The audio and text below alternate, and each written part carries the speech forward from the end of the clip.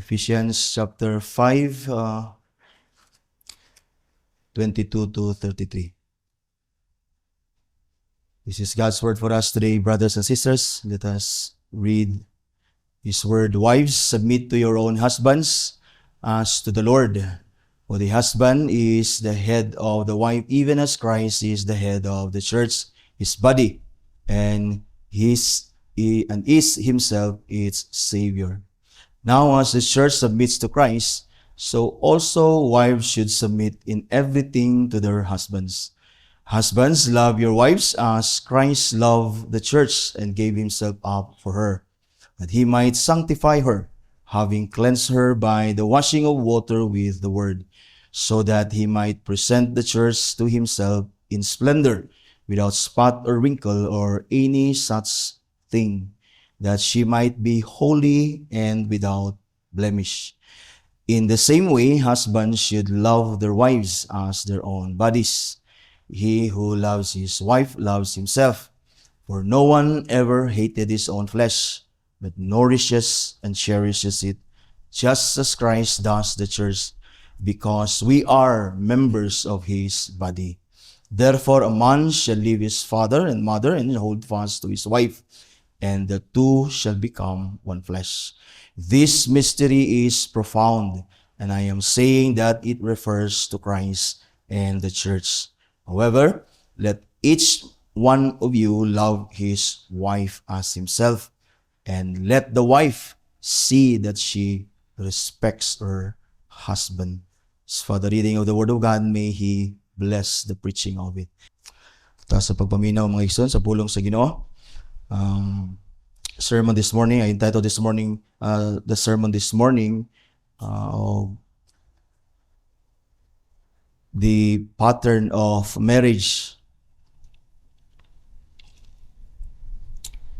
Paul now still continues to exhort the believers after expounding to them, explaining to them the gospel, and now he continues to exhort and help the believers to apply how the gospel is applied to our lives, mga igsoon. So, Paul speaks here about the relationship between the husband and the wife, mga igsoon. And of course, this sermon is not only for the married, but also for all of us, because all of us are members of Christ's body, the church. The church is His bride. And of course, sooner or later, our young men and women, and even I believe all of us, if the Lord has not called you to be celibacy, diba? I believe that all of us will have the privilege and the blessing to enjoy marriage, diba? So himo na to ni rather the message should be received by all this morning, mga igsoon. Now, no doubt, marriage is the most wonderful institution in life, wherein a man and a woman have the privilege given by God. The man and a woman given this privilege to freely, intimately, and exclusively enjoy each other for a lifetime. It is a privilege that the Lord has given to us. Marriage is not primarily about procreation, although procreation is part of marriage, but marriage is primarily about relationship. Many were born outside marriage, di ba? Daghan na tao outside marriage. Even animals do not need marriage to reproduce, because reproduction or procreation is just part of marriage, but marriage is primarily about relationship. That's why having no children should never be a ground and a reason for the dissolution of marriage, because again, that's not the primary purpose of marriage. Marriage is a relationship that reveals or mirrors God's relationship with His people, ultimately realized in Christ's union with the church. Marriage is primarily about the relationship, and that it reveals God's relationship with His people, which is ultimately realized in Christ Jesus our Lord. It's Christ's relationship with the church. In Christ, we see the full extent. We see the full extent of God's love and marital faithfulness. Our marriages should also point to the same. No wonder that ang marriage, if you study the scripture, marriage is a theme central in human history as the scripture shows. One pastor wrote matod pa niya, he calls marriage rather both the alpha and the omega of human history. One pastor calls marriage both the alpha and the omega of human history. Because human history, if you study the scripture, begins and ends with marriage. The history of mankind began with the marriage in the Garden of Eden, and it will end with the marriage of the Lamb in heaven. That's why in the Old Testament, the Old Testament speaks of God's relationship with His people as to that of a husband and a wife. And it becomes clear in the New Testament when Paul, here in our text, describes Christ's relationship with the church again as that of a husband and of a wife. That si Paul even calls this gitawag nga mystery or a profound mystery, and he was referring to Christ's relationship with the church. Not marriage itself, but Christ's relationship with the church as described as that of a husband of a wife. Gitawag na ni Paul nga profound mystery. Someone wrote, God does not exist to make much of marriage, but marriage exists to show to the world the glory of Christ and His church. Because marriage is patterned upon the union of Christ with His bride, the church, and not the other way around. So ang marriage na to, wala na kay ang it's not that the relationship of Christ to the church is patterned sa atong marriage. It's the other way around.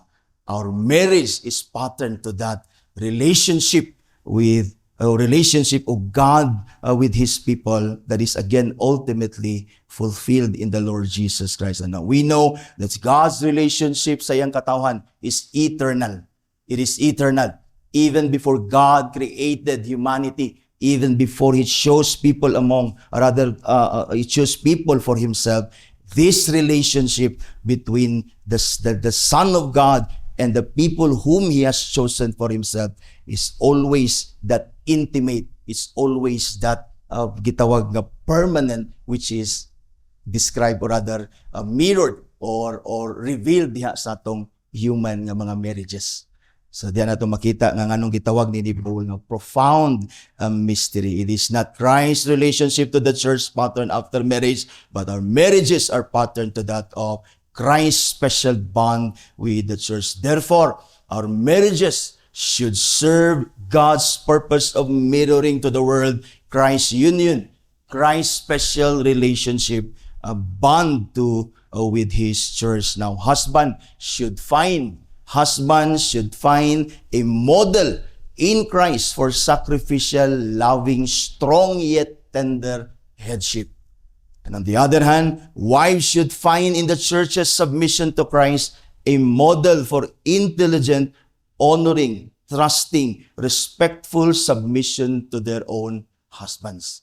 Now, brothers and sisters, because marriage is patterned after Christ's relationship to the church, let our marriage serve as both a reminder to us and a mirror to the world of Christ's special union with His church. Let our marriages be a reminder to us, couple, that this relationship that we enjoy, this is patterned to the relationship of Christ to the church. So that you will honor your marriage, so that you will not despise your wives, so that you will love them as the Lord loves them and loves us rather. And so also, the wives also will be able to submit to their own husbands as makuha niya ang model diya sa church as the church submits to our Lord Jesus Christ. So mahimo ni nga reminder sa atong kaugalingon that we may thank the Lord sa atong marriage, that our marriage is a reminder to that relationship ni Christ nga ni kanato. And also, that we can also mirror this relationship ni Christ sa church to the world also. That the Lord may be glorified. That the Lord may be glorified in our marriages. Now, here in our text, brothers and sisters, there are three things that I would like us this morning to consider, which can be summarized in three words, which is first, the duty and harmony and the unity within marriage. So first is the duty. So there are duties, ang parties na duties to perform, na obligation and responsibility. And this is very important even to our relationship with the Lord Jesus Christ. So first is the duty of the wife to her husband. Paul says here in verse 22, wives, submit to your own husbands as to the Lord. Again, the word submit there is to be subject, to be subordinate, or to obey. That is the word submit there. The submission is not of a slave submission to his or her tyrant master, but of a wife expressing her love and her respect for her husband. As we see in verse 33, if you notice that, herein Paul replaces the word submit here with the word respect. However, let each one of you love his wife as himself, and let the wife see that she respects her husband. Someone wrote, the wife's submission is but another aspect of love. Wife's submission is another aspect of love. Matod pa niya, what does it mean to submit? It is to give oneself up to somebody. Yung din siya, what does it mean to love? It is to give oneself up for somebody. So submission, wife's submission to their husbands is their expression of the respect. It is their expression of their love for their own husband. Christ also speaks of obedience, that is submission to His word and teaching, as an expression of our love for Christ. You see, as wives submit to their own husband, they're only expressing their love. So this submission is never that kind of submission that slaves have to their master, which is tyrant, which is out of fear, which is out of obligation, void of any gitawag nga relation, void of any expression of love, mga igsoon. So, and then, yung din si Paul, that's why, again, this is the wife's expression to their love for their husband. That's why Paul says here, wives, submit to your own husband as to the Lord. You see, as to the Lord. The word as in the phrase as to the Lord is in Greek, which means, in Greek, the Greek word there means like, as in just like you submit to the Lord. So husband, or other wives, must submit to their husband, kanang word nga as, just like you submit to the Lord. Or it means even as. Even as. The word as there means even as. That is, wives, submit to your own husband, even as you submit to the Lord. You see? So dili na siya out of kanang fear or unsa diha, but it is an expression of your love to your husband. As you obey the Lord, your obedience to the Lord is an expression of your love to the Lord. So lahi siya. So ang huswives should submit as their expression of their love and respect for their husband. For the reason gigihatag ni Paul dinhi why the wives should submit to their husband, ingon si Paul dinhi sa verse 23, for the husband is the head of the wife, even as Christ is the head of the church, which is his body, and is himself its Savior. Now, verse 24, now the church submits to Christ, so also wives should submit in everything to their husband. Head metaphorically means authority. You see, God placed the husband as authority above the wife for the wife's good. Dili na siya para daog-daogon siya. Gibutangan ta sa Ginoo authority above us para na sa atong kayuhan. In fact, the husband's authority is the only earthly authority that is expressed in love. That's why ang mga wives should submit, because that authority is based on love. You see, dili na kay mapugos ka. In fact, ang imong submission is also an expression of your love to your husband. To be sure, the husband has the authority and should exercise it, but again, never in a domineering manner. The comparison with Christ as the head of the church reveals in what sense the husband is the wife's head. He is her head as being vitally interested in her welfare. The husband is the head of the wife. As the husband being the head, he must be. Ang iyahang expression sa iyang authority and headship and to rule his wife is naa siya'y interest sa welfare sa iyang wife. He is her protector. He is his protector. His pattern is Christ, who is the head of the church, its Savior. Christ, nasa'y interest sa church. Dili kay ulipuno niya ang church, nasa interest sa church, he has interest of the welfare and the good sa church. Inana si Christ as our head. That's why He provides, He keeps us, diya siyang kaugalingon, and because He is interested sa atong welfare. So as the husband must love, as we will see later on, ang wife must submit because ang interest sa husband is for the good of their wives. William Hendrickson wrote, "The wife should voluntarily submit herself to her husband, whom God has appointed as her head. She should recognize that in his capacity as her head, her husband is so closely united to her and so deeply concerned about her welfare that his relationship to her is patterned after the sacrificial interest of Christ in His church, which He purchased with His own blood." So you see, we submit. Wives should submit to their husband, and it is because their husband loves them.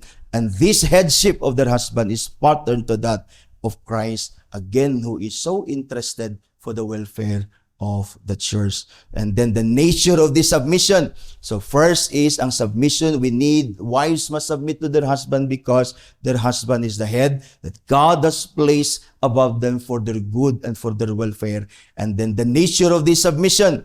Again, the nature of this submission, makita nato sa verse 24. Ingon dinhi, "Now as the church submits to Christ, so also wives should submit in everything to their husband." So the nature of this submission is a complete submission, just as the church submission to Christ is never partial. It's always complete. We are to submit to Christ totally, so as our wives, and rather wives should also completely and totally submit to their own husband. But of course, the phrase "in everything" here should not be understood as absolutely everything. If the husband demands her wife to do things contrary to the moral and spiritual principles established by God in His Word, and so the wife has the duty not to obey their husbands. As Peter in Acts chapter 5 verse 29 answered the Sanhedrin, forbidding them to preach Christ, which is absolutely God's will, Peter said, we must obey God rather than men. So that complete submission sa wife sa iyang husband is as unto the Lord, as the husband rules, as the husband authority is exercised with love as Christ loved the church. And so with this exception, of course kanang exception nga di ta mo ang wives is dili siya mo submit kung ipahimo siya og sala sa iyang husband. But with this exception, however, wives obedience and submission to their husband must be complete. Wives should support and follow their husbands gitawag nga will and guidance, especially the direction or the will of the husband to lead their wives in serving the Lord. Wives should obey and submit to their husband in everything, as the church submits to Christ fully and completely. So we see the duty of the wives is to submit to their husband as the church submits to Christ. And second here is the duty of the husband to the wife. Verse 25, dingon dinhi, husband, love your wives. Husbands, love your wives as Christ loved the church and gave Himself up for her. Now we know that Christ's love for the church is sacrificial. We have learned that and we have seen that again here. Nag-point ni Paul out ang Christ giving Himself up for the church. Sacrificial love, of course, we know it is never selfish, never self-centered, but is committed to do anything for the good of others. And because this love is directed, this love is committed for the benefit of others. In other words, this love is never self-centered. It is for the good of others. Therefore, this love is unconditional.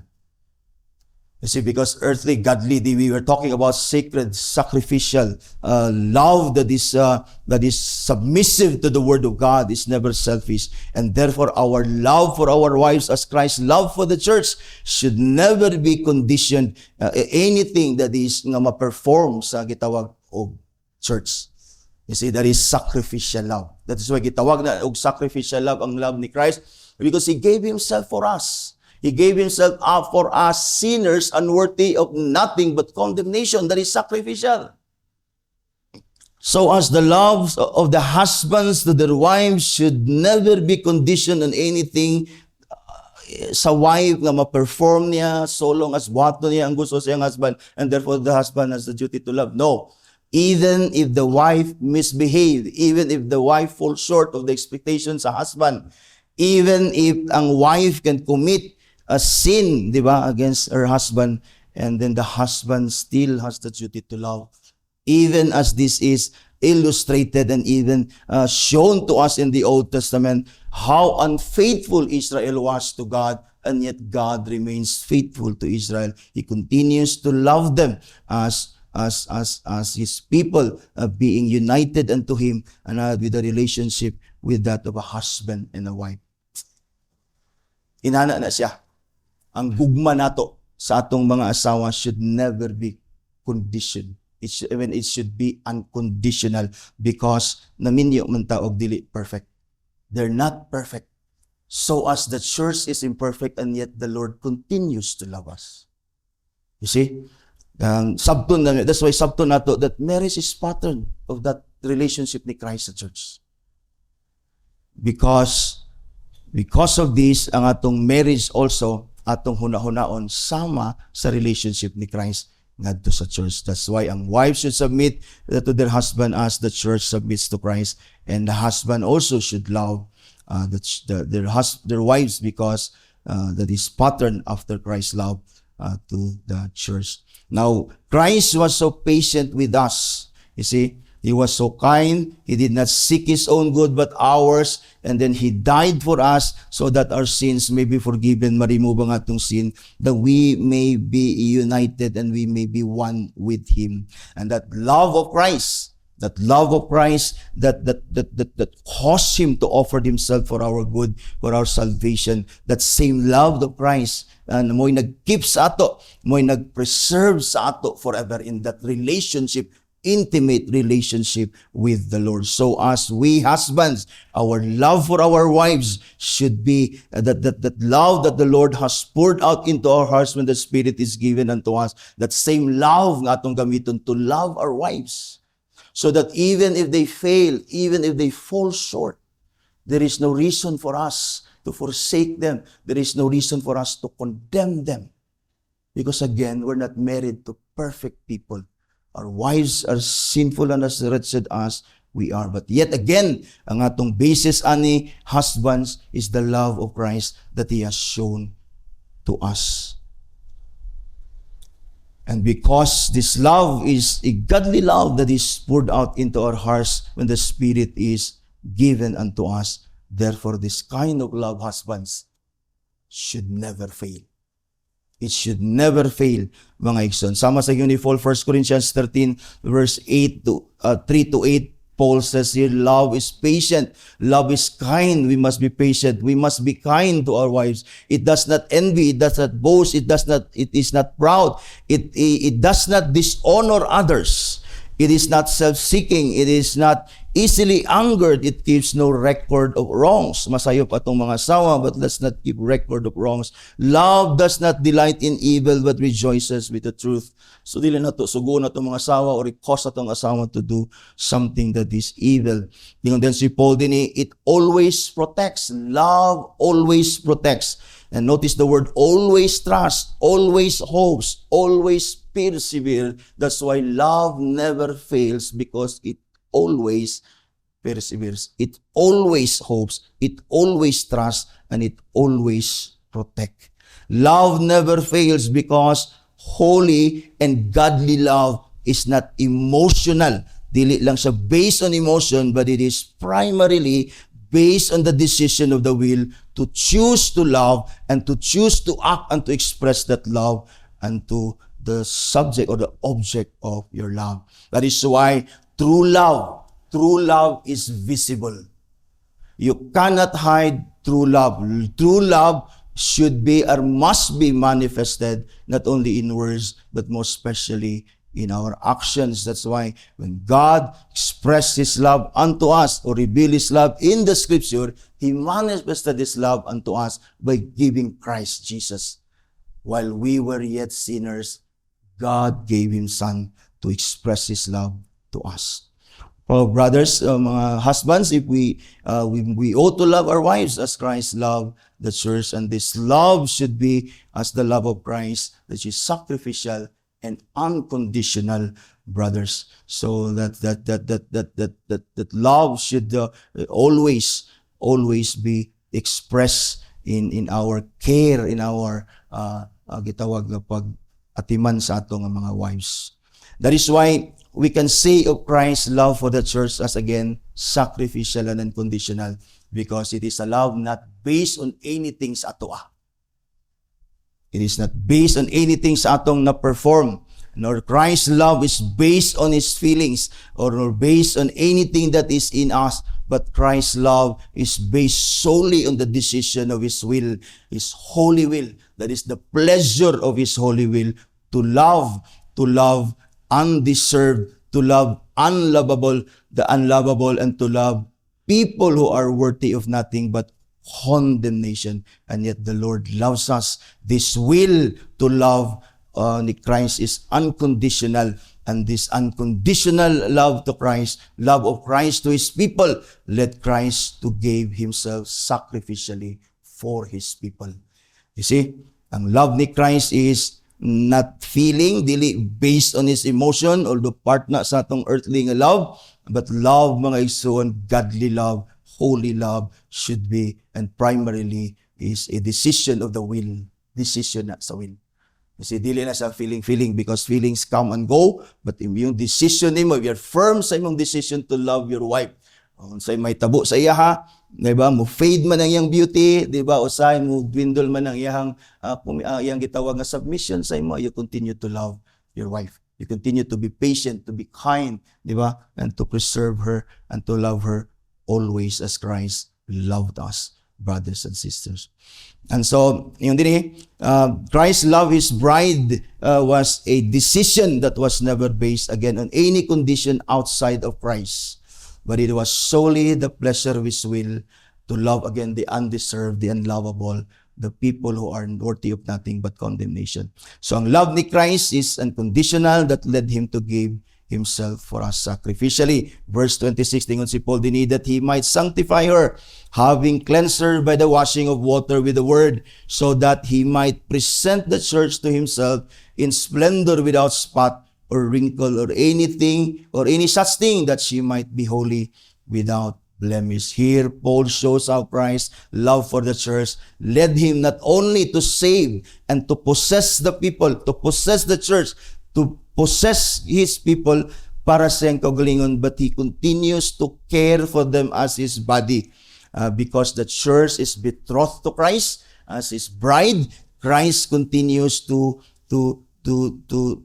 purify the church, to sanctify the church, because He would present the church unto Himself. So here, makita nimo ang care ni Christ, ang love ni Christ, not only is manifested sa iyang pag-save sa toa, but ang iyang love is continually manifested even today sa church as Christ continues to purify us, to sanctify us through the preaching and the teaching of His word. Because Christ is holy, the church is betrothed unto Him as His bride, and the church, and Christ must make the church pure and holy as He will present the church unto Himself. That's why Christ, even until today, cares for His church. So husbands should continue to care for His church as Christ cares for His church to present them unto Himself, and the church, Christ, He lead the church unto God. So as husbands should care for the welfare of their wives, and then should lead also their wives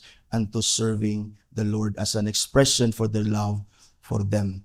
And then verse 28, then si Paul din, in the same way, husbands should love their wives as their own bodies. See, Christ cares for the church as His own bodies. So the husbands should love their wives as their own bodies. Not that we love our wives as we love our own bodies, but that we love them as our own bodies. Diba? Lahi na siya. We are not to love the wives as we love our own bodies, but we love our wives as our bodies, as our own bodies, as one with us.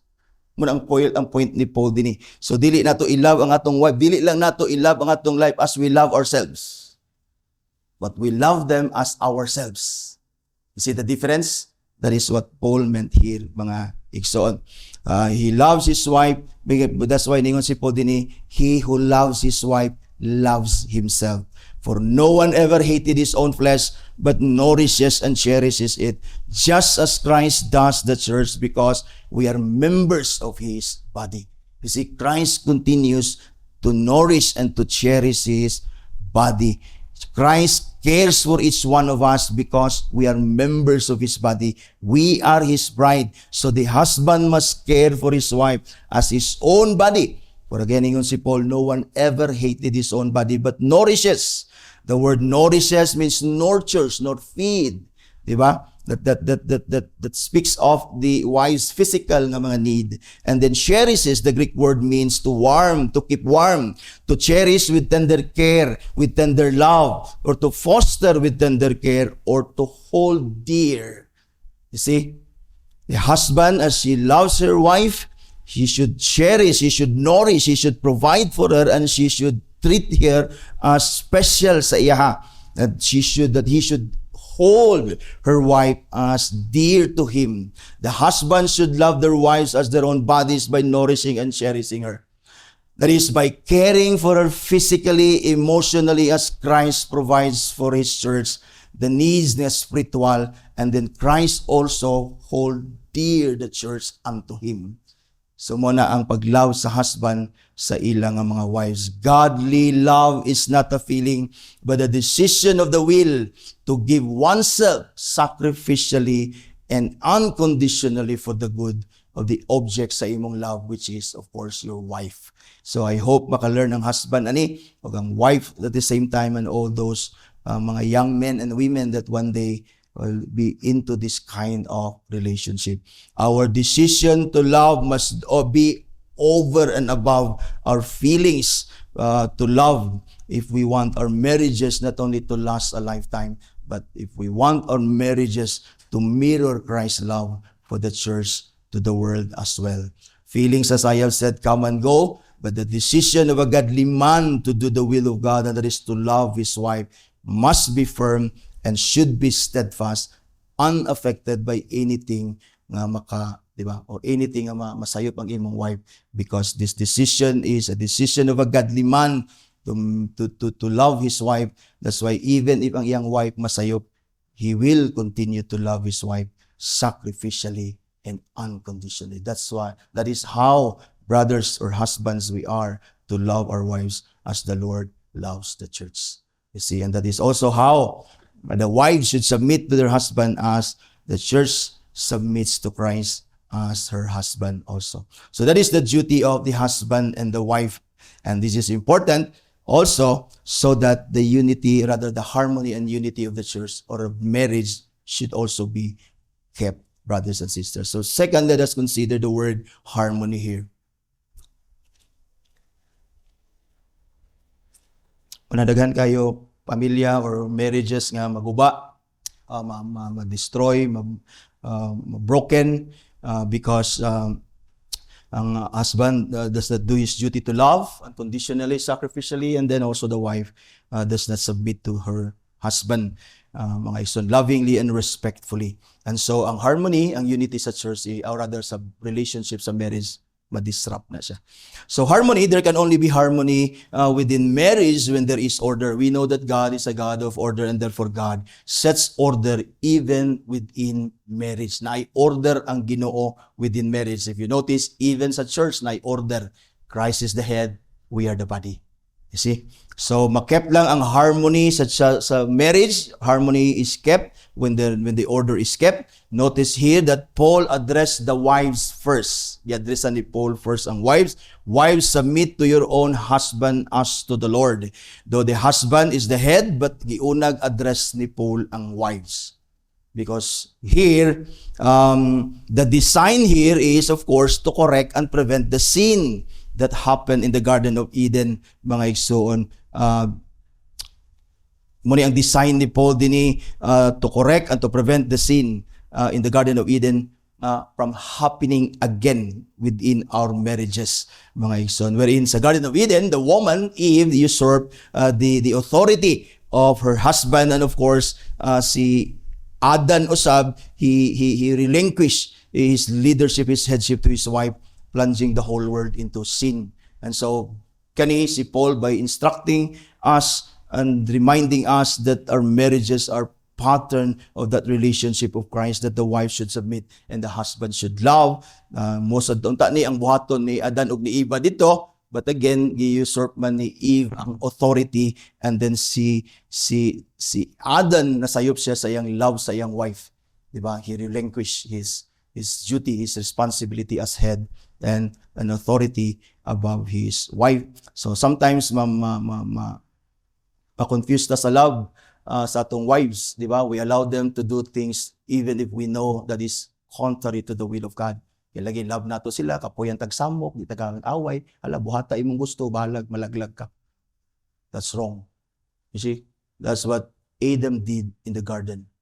You see, so Paul here, mga ison, sa harmony, nga atong i-consider, mga ison, the design is again to correct and to prevent that sin in the garden from happening again in our marriages, because our marriage should mirror the love of Christ unto to His church, unto the world, mga ison. So the order must be kept and must be maintained, and never again i-reverse nato, mga ison. It is always, the order is always this: wives must submit to your husband. Wives, submit to your husband as to the Lord, and never the other way around. Although Paul speaks prior aning atong text as calling everyone to submit to one another. Di ba ningon si Paul, submit to one another, but in the context of marriage, wives should completely submit to their husband. Because again here, Paul is preventing and correcting the error that happened in the Garden of Eden, na reverse ang order. And so, not only sila nagsuffer, the whole world suffer sa order nga ilang giguba. Because it is God who sets this order, brothers and sisters. Let us keep the order within our marriages. Wives must submit to their husband and never the other way around. Husband must be the head of the wife, and the wife must submit completely to their own husband. 1 Corinthians 11 verse 3 na ingon si Paul dinhi, but I want you to understand that the head of every man is Christ, the head of a wife is her husband, and the head of Christ is God. Wives, submit to your own husband as to the Lord, for the husband is the head of the wife, even as Christ is the head of the church. Although husbands are not perfect, but it does not give wives license to take over or not to submit to their own husband. You see, masayop man ang mga husband, but still the wives must submit. You see? And then wives also are not perfect, but again, our love should cover the imperfections, the faults, the sins of our wives, as love covers multitude of sin. Diba? Di man nato kaputlo na tong ulo kung masayop ta sa tong decision. We don't cut our heads when we make wrong choices, when we make wrong decisions, neither we burn our bodies when we misbehave. You see, kung masayop atong una-una, di man nato nagaputlo na tong ulo. When we sometimes misbehave, masubot ta sa tong behavior, but we don't burn our bodies because we misbehave. Husbands must rule their wives in a godly manner, and wives must always respectfully submit to their own husband. This must be the order in our marriage if we want harmony within, and if we want our marriage be a reminder to Christ's relationship to us and a mirror to the world, again, of Christ's relationship to the church. God sets this order within our marriage. And God sets this order, mga ison, and then si Adam and Eve, ilatong reverse ang order, isulod ang sin, and then sin destroys not only their marriage, but plunges the whole world into sin. And so karon, ang order is gi-restore ang order. And the purpose again of God ordering our marriage this way is to keep sin from destroying our marriages. In other words, kung imo nang i-reverse, musulod ang sin will destroy our marriage if we do not submit to God's order. Husbands must rule in love and godliness to keep the harmony within our marriages. Genesis chapter 3 verse 16, God said to the woman after the fall, this is what God said to Eve after the fall. God said, your desire shall be contrary to your husband. Munang nailalis pirmi sulod sa balay because the desire of the wife is always contrary to the husband. Talagsa ra kay na nga magkauyon ang magdiayon sulod. Decision, palit tag TV, unsay size, sa size pa lang daan nag-away na. Sa brand pa lang daan nag-away na. Because contrary na pirmi. And sometimes ang husband musin na sa yan na lang yalaw. O niya, at the end of the day may katanawara. Di ba? Na tungod gahay magkikagulo. Dili, in the first place, imo gitolerate. You see, yun ang Ginoo din, ang Ginoo nagsulti ani. God said to the woman after the fall, to the wife, who reversed the order and destroyed not only marriage, but plants whole human race into sin. Your desire shall be contrary to your husband. That's a curse. But he shall rule over you. Una yung sa Ginoo. Man, your husband shall rule over you. There is only one place in the whole scripture that this same expression, your desire shall be contrary to you, but you shall rule over it. Your desire shall be contrary to your husband. This expression is only occurs once in the Bible. And it is found in Genesis chapter 4 verse 7 when God confronted Cain for killing his brother Abel. Because of sin, because of jealousy, the Lord said to Cain, if you, Cain, do well, will you not be accepted? If you do not do well, sin is crouching at the door. Its desire is contrary to you, but you must rule over it. The same expression gigamit sa Ginoo sa woman. Or rather kang Cain. Iyahaning gisulti dito sa woman, your desire shall be contrary to your husband, but he shall rule over you. Na ay order. Because sin is always contrary to us and it must be ruled by us. You see, husband must rule their wives or else like sin that ruins our lives. So marriage is also ruined when this order is not kept. Husbands, of course, must rule his wife again in a lovely and loving manner, and wife must submit, trust, and obey their husbands always. Kasi di natin i-confuse ang atong love sa atong pag-tolerate sa atong wives, even if we know madili na siya mayo. And wives should understand that when their husband rules and when their husband decides sa inyong matter nga gidesisyonan ninyo, always trust your husbands. Di ba? Because usahay ang husband are forced to tolerate you. It should not be, because love should not tolerate sin. Because if you love your wives, you must be firm in your decision for the good of the wife and the house. See? To keep that harmony is to keep that order. We're equal in the sight of God. No, walay woman, walay man, slave-free, so on and so forth. When it comes to salvation, even when it comes to our being the image of God, wala na siya, walay taas, walay ubos. We're all created in the image of God.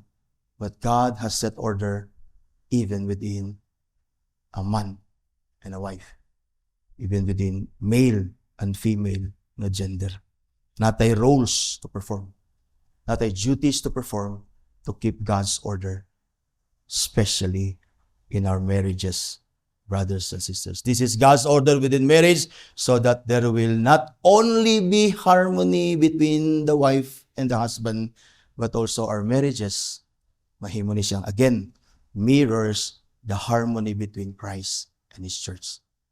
So ang marriage, dili lang na siya for our enjoyment. Yeah, God has given us marriage to enjoy one another, but also to mirror Christ's relationship. But also for us to be reminded of this wonderful, special relationship that Christ has with us. That's why kung nana sa imong hunahuna that marriage is patterned ng Christ's relationship sa church, dili nimo basta-bastahon imong marriage. You see? So both the husband and the wife must work together to keep this harmony. And as harmony is kept, again, the unity is maintained. So makita nimong connection sa aning instruction ni Paul sa ato.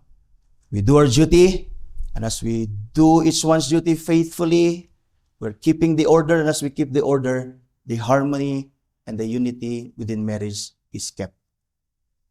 Inana sad ang unity and bond ni Christ sa church as we submit to Him, maintain ang atong unity, di ma-disrupt ang atong fellowship with Christ as we continue to submit to Him as our head. So finally, let us consider the word unity sa atong text, mga igsoon. So this is the last point that we are going to consider this morning so that our marriages should be a reminder to us and a mirror to the word of Christ's relationship to the church. So lastly, the word unity, let us consider that.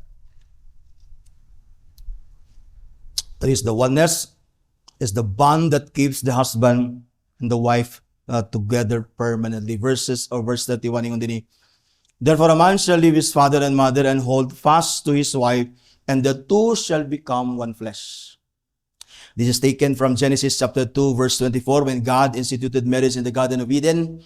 And God made the woman out of one of Adam's ribs and brought her to Adam. Sa verse 23 sa Genesis chapter 2, ang account mo nigingon dito, then the man said, when God brought the woman unto him, then the man said that this at last is bone of my bone and flesh of my flesh.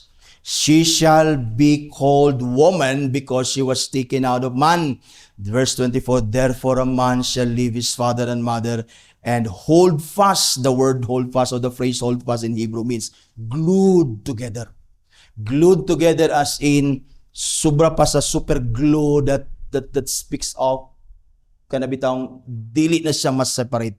That speaks of inseparability. And they shall become one flesh. The marriage bond is so strong and unbreakable that the husband and the wife becomes one. I-consider siya nga one. That's why kaganiya, the husband should love their wives not as they love their own bodies, but to love their wives as their own body because they're one flesh. They're one flesh.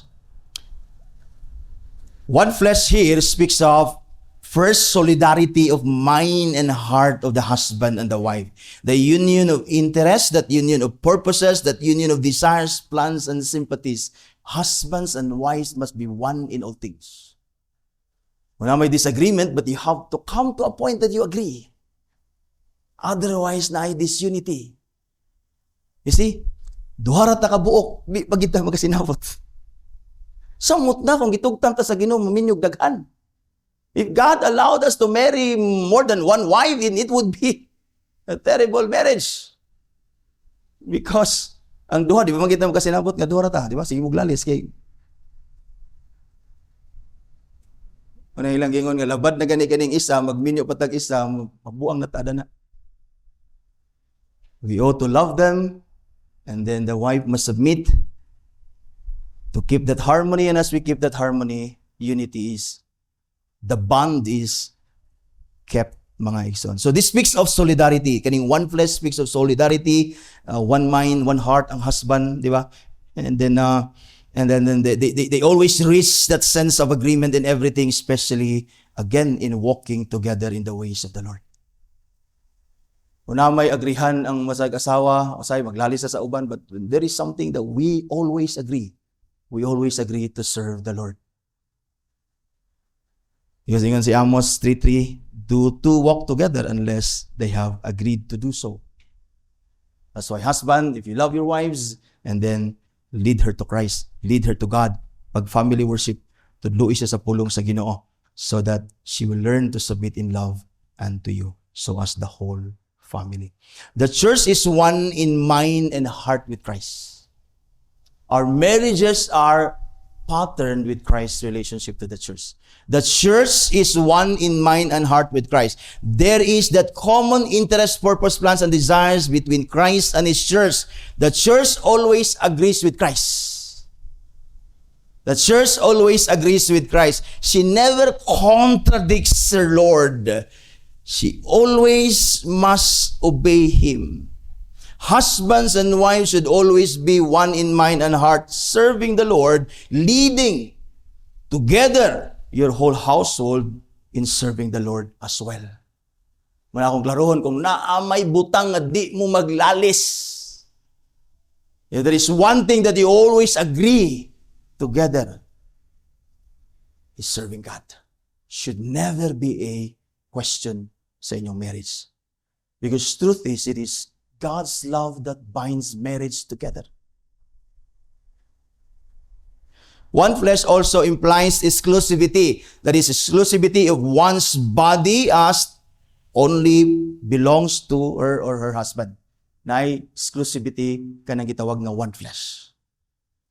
1 Corinthians chapter 7 verse 4 and 5, ningon diri, for the wife does not have authority over her own body, but the husband does. Likewise, the husband does not have authority over his body, but the wife does.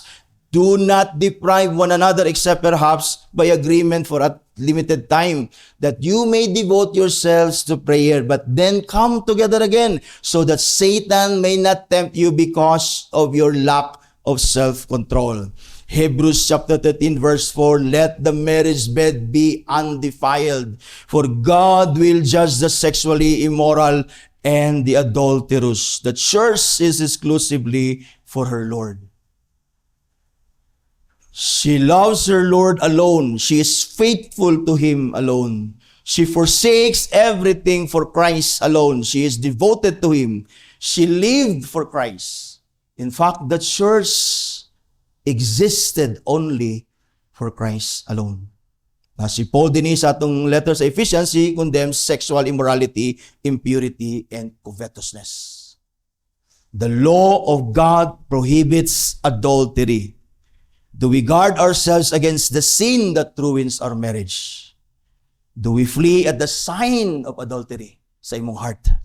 Because si Jesus nagayon siya, you can commit adultery even sa imong heart.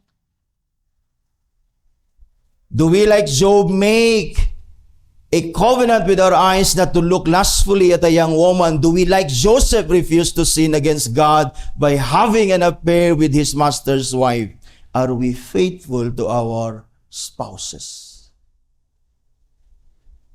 Because this will disrupt your unity in the sight of God. That is, first, one flesh means solidarity of mind and heart between the husband and the wife. Exclusivity, one belongs to the other only, as the church belongs to Christ only, and Christ belongs to His church only. And finally, as one flesh implies stability, that is permanency of the marriage bond. Jesus quoted Genesis chapter 2:24 in Mark chapter 10 verse 7 and 8. And in verse 9, Jesus draws a conclusion that marriage bonds should not be broken. You see, ningon si Jesus, Mark chapter 7, 10:7, 9, ningon siya, therefore a man shall leave his father and mother and hold fast glued to his wife. Gi-quote niya ang Genesis 2:24. And the two shall become one flesh. So they are no longer two but one flesh. And then si Jesus adds this one, whatever therefore God has joined together, let not man separate. Because a marriage bond is a permanent bond. That's why ang husband and a wife, they're not two flesh, they're one. They're one in mind and heart. They're exclusive to one another because their bond is a permanent one. Only death can separate the husband and the wife. Ayan, sagpatya. Only death can dissolve the marriage bond. Munang kanang banda nga biyaan niya yung asawa maminyo sa glain, actually gipatay niya yung asawa. Only death can separate the husband and the wife, not misunderstanding, not poverty, not lack, not childlessness, not sickness, nor third party. Only death dissolves that bond. As the union between the husband and the wife is permanent in this life, so as the union of Christ with His church is eternal. It's permanent. Let it be a reminder to you, husband and wife, the whole household, that the marriage of your parents and your own marriage should remind you of that relationship of Christ with you that is permanent. No one and nothing can separate us from the love of God in Christ. The love of God is eternal, and that eternal love of God eternally also secures that union of Christ and the church. And again, sa ako nagkikayo ganiya, husbands, let that same love of God that is poured into our hearts secure that union within our marriage.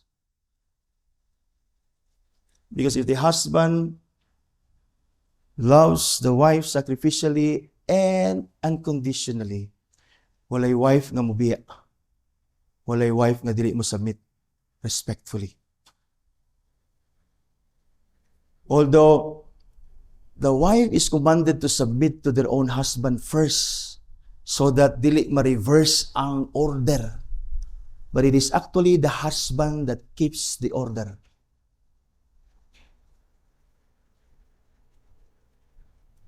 Unaingon nga, so that our wives will submit to us respectfully and willingly, let us love them. Mahimo nang, in other words, it will be easy for them to submit. Have you not realized that it's easy for us to submit to Christ because He loves us so much? And He loves us unconditionally even if we fail. Nawalay na nato din when we sin, when nagdi nako mabulag na ta Christ. No.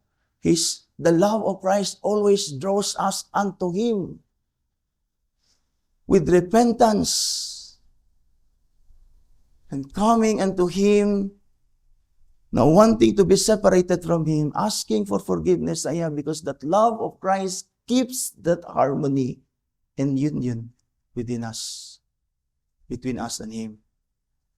You see?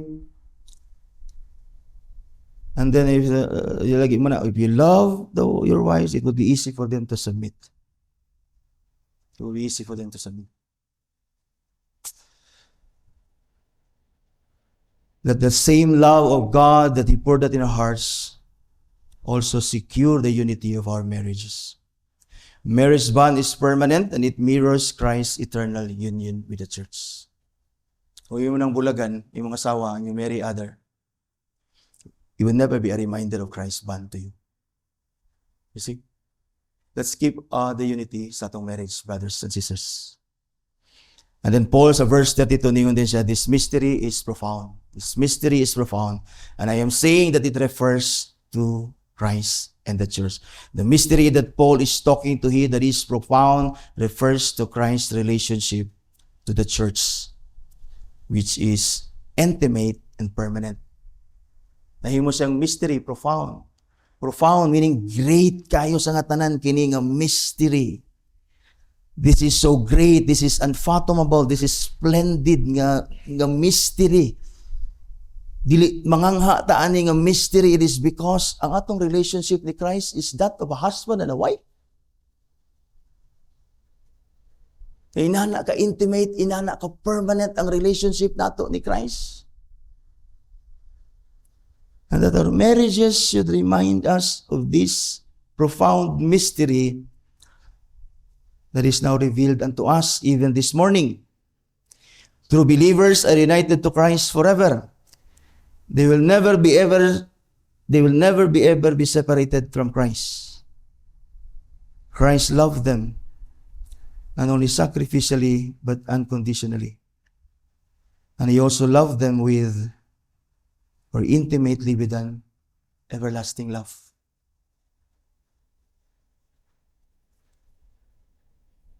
Christ loved the church. And husbands should pattern their love for their wives as Christ loved the church. Because marriage is patterned upon the union of Christ with His bride, the church. And brothers, as we think of our marriages, think of Christ's relationship with us. Husband again should find in Christ a model for sacrificial, loving, strong yet tender love, tender headship, tender rulership, exercising his authority with love always to his wife. Wives should find in the church's submission to Christ, again, a model for your intelligent, respectful, trusting submission to your wives. Brothers and sisters, because our marriage is patterned after Christ's relationship to the church, let our marriages as believers in the Lord Jesus Christ be a reminder to us. And also, let our marriages be a mirror to the world of Christ's relationship to us.